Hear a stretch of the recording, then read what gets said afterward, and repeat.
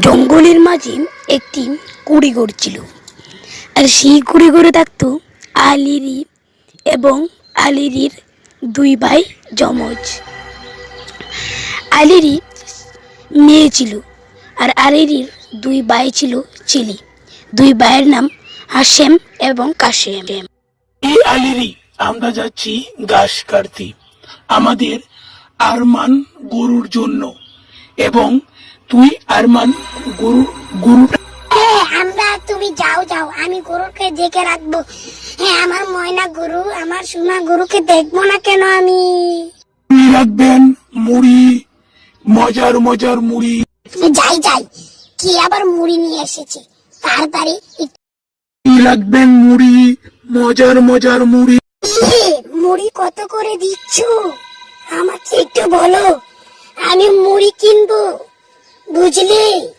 তাড়াতাড়ি আমার গো, এক প্লেট নিলে 10 টাকা, আর 2 প্লেট নিলে 20 টাকা, আর পুরো প্লেট নিলে 100 টাকা। আমার কাছে তো কোনো টাকা নাই গো।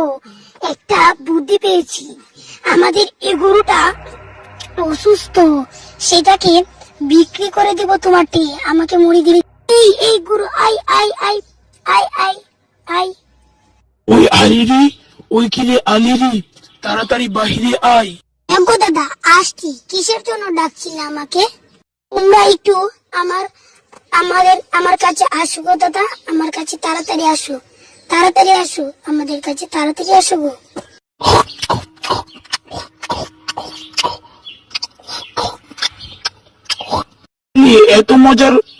এত মজার মুড়ি তুই কোথা থেকে এনলি?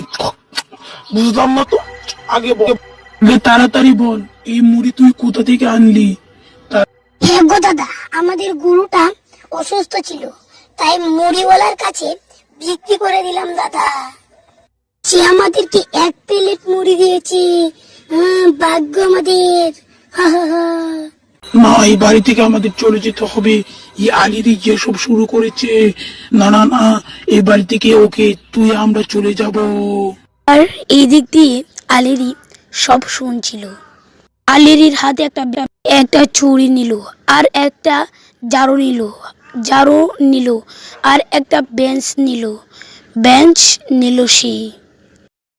আর তারা রওনা হতে লাগলো, কিন্তু আলিরিও তাদের পিছে রওনা দিল। তারা হাঁটতে লাগলো।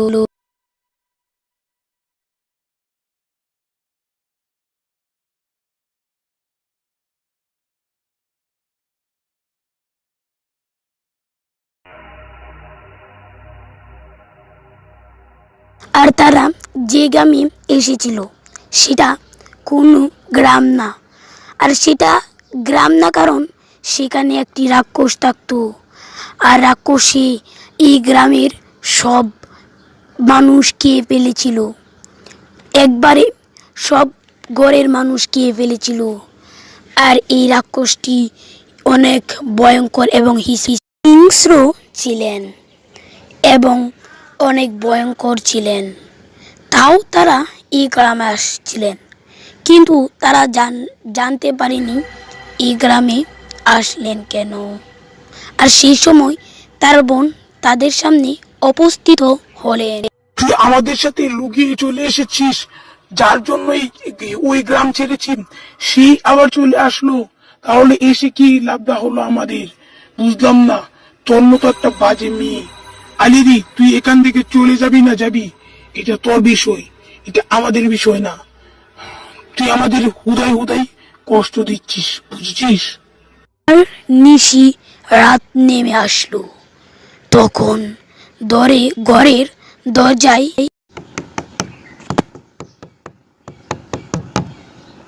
টুক করে শব্দ আসলো। আলিরি আমার ঘরে কে জাগে? মনীষী জাগে, মানুষ জাগে, আজকে তার কুলি যাচ্ছি বিয়ে খাবো। আমার হাতের নুকটা দেখ কত বড়, আমার চুলটি দেখ কত বিশাল, বড় বড় চুল, তোদের মাথা চুরিটা দেখ কত বড়। ওরে বাবা, তুই দেখা যা আমার চেয়েও বড় রাক্ষস, যাই পালিয়ে যাই। ওরে বাবা গো বাবা, যাই পালাই গো বাবা। এরকম তুই হয়ে যাচ্ছে সারাকাল। কেউ যদি ব্যাককল হয় সে আসলে হিরো হয়। সাকিব আর তাকরিম আর তুহিন একদিন ক্লাবে বসেছিল। তাকরিম বলে উঠল যে, এই যে গরম পড়েছে, এই গরমে গাম্মাচির জ্বালায় থাকতে পারি না আমি। গাম্মাচির জ্বালায় থাকতে পারে না। অমনি সাকিব ছুটে টিভির কাছে চলে গেল আর সে টিভিটা অন করলো। সময় টিভি পশ্চিমবঙ্গ জুড়ে পুরোটাই মেঘ এবং বৃষ্টি হবে। সময় টিভি। সাকিব বাইরে জানালা দিয়ে দেখে অনেকটা মেঘ রয়েছে আকাশ জুড়ে। ওই তোরা শুন, বাইরে মেঘ হবে এবং বজ্রপাত হবে। কসাইদের আমবাগানে গিয়ে সকালে আমি আম কুড়োবো। তোরা সবাই আমার সাথে যাবি তো? আরে বেটা, এইটা আর সবার ভালো লাগে? তোর সাথে তো আমরাও যাবো, বুঝলি? আমরাও যাবো তোর সাথে। তাহলে আমাকে ডাক দিস তোরা। তারা সবাই ক্লাব ঘর থেকে মানে চলে আসলো, বাড়িতে হেঁটে হেঁটে চলে গেল। সাকিব, ওই সাকিব, সাকিব, যাবি না নাকি আম কুড়াতে? এই বেটা তাড়াতাড়ি উঠ, আমরা চলে গেলাম। এই বেটা তাড়াতাড়ি উঠ বেটা। আজকে তোরা অত তাড়াতাড়ি চলে আসলি কেন, বুঝলাম না ব্যাপারটা।